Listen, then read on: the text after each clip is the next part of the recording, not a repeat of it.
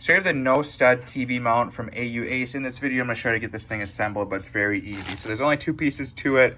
The first part is all you wanna do is get this mount onto your TV. So you're just gonna line up the two holes on the back so they fit, and then we're gonna get that screwed into place. Now they're gonna give you a bunch of different bolts that are different sizes. So just find the one that's best for your TV and get this secured, and then we'll go to the next step.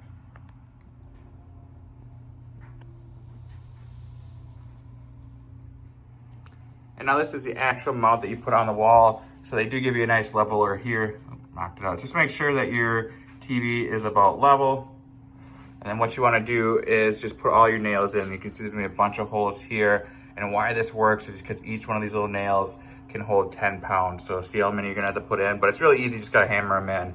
But that's why this works with no studs. All right, so now we got the mount on the wall. We're gonna take out the level piece. We're gonna pick up our TV and we're gonna hang it. So all in all, it took me about 20 minutes to get those all nailed in. I'm not much of a handyman, you probably do it a lot faster than me, but get this lined up, put it on there, and I'll hook it into place. There we go. Whole TV was mounted in about, I don't know, the whole process probably took me 30 minutes.